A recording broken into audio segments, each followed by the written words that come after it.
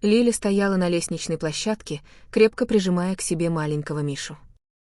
Мальчику было всего 3 месяца, и он тихо посапывал в теплом одеяльце.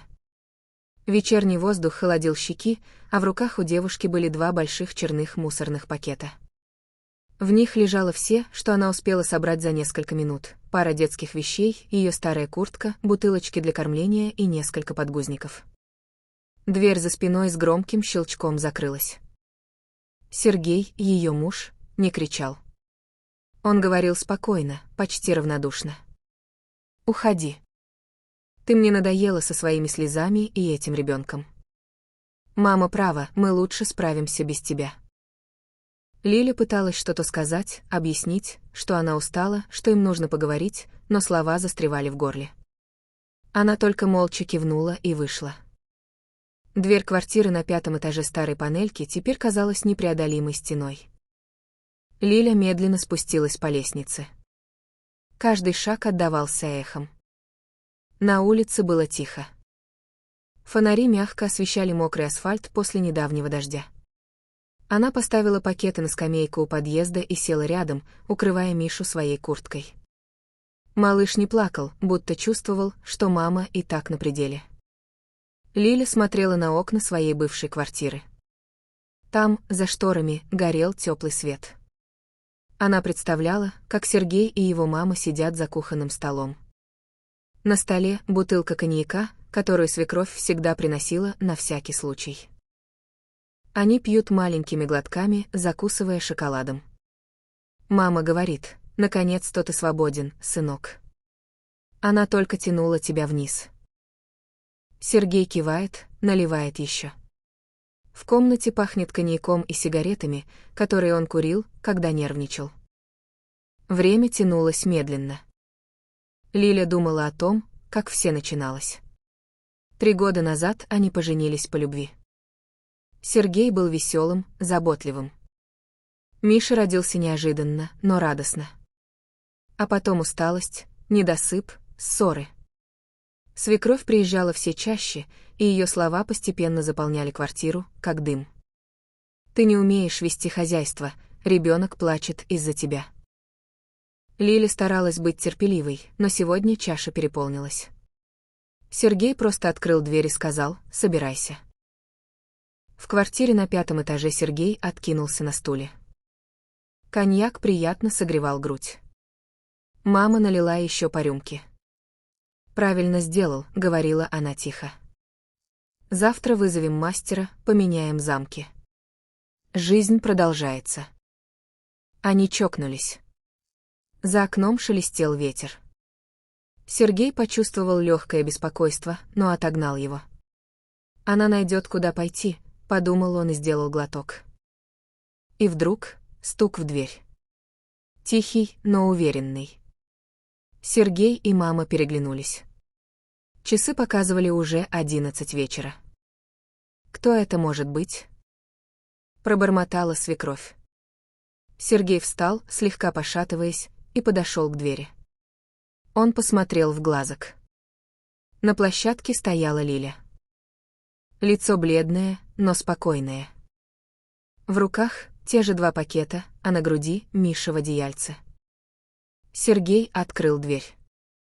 Холодный воздух из подъезда ворвался в квартиру. «Что тебе нужно?» — спросил он, стараясь говорить твердо. Лиля посмотрела ему прямо в глаза. «Я не пришла проситься обратно, Сергей. Я пришла сказать, что ухожу. Но перед этим хочу, чтобы ты увидел». Она аккуратно приподняла край одеяльца. Миша спал, его маленькие кулачки были сжаты. «Это твой сын. Он не виноват в наших проблемах. Я найду, где жить. У меня есть подруга в другом районе. Но ты должен знать, что сделал». В этот момент из кухни вышла мама.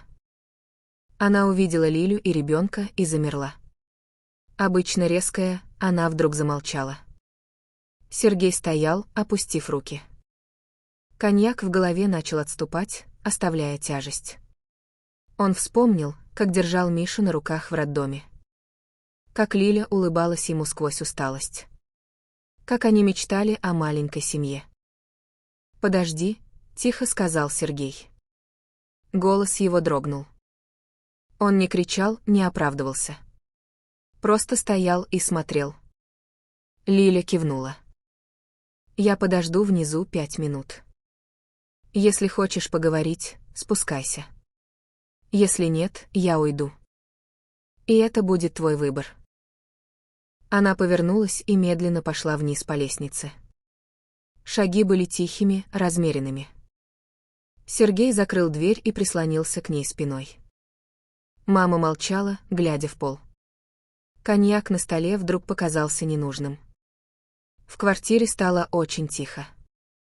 Через несколько минут Сергей накинул куртку. Он спустился вниз. Лиля сидела на той же скамейке, укачивая Мишу. Сергей подошел и сел рядом. Не касаясь, но близко. «Я был дураком», — сказал он после долгой паузы. «Мама, она умеет говорить, а я слушал. Но это наш сын. И ты не заслуживаешь этого». Лиля не ответила сразу. Она просто смотрела на фонарь, где кружились редкие капли дождя. Они говорили долго. О усталости, о словах, которые ранили, о том, как трудно быть родителями. Свекровь не спускалась. Наверху она убрала бутылку и села у окна, думая о своем. В тот вечер Лиля не ушла насовсем. Они поднялись вместе, медленно, шаг за шагом. Сергей нес пакеты, Лиля — ребенка. Дома было тепло. Мама молча кивнула и ушла в свою комнату. Сергей приготовил чай. Они сидели на кухне и говорили дальше. Не решая все сразу, а просто начиная заново. Миша проснулся и тихо загулил. Лиля улыбнулась впервые за этот тяжелый вечер. Жизнь не стала легкой в один момент. Но в ту ночь, когда стук в дверь изменил все, они поняли главное: семья держится не на словах, а на выборе. На решение остаться и попробовать. Сергей обнял Лилю за плечи, и она не отстранилась. За окном шел тихий дождь, а в квартире пахло чаем и надеждой.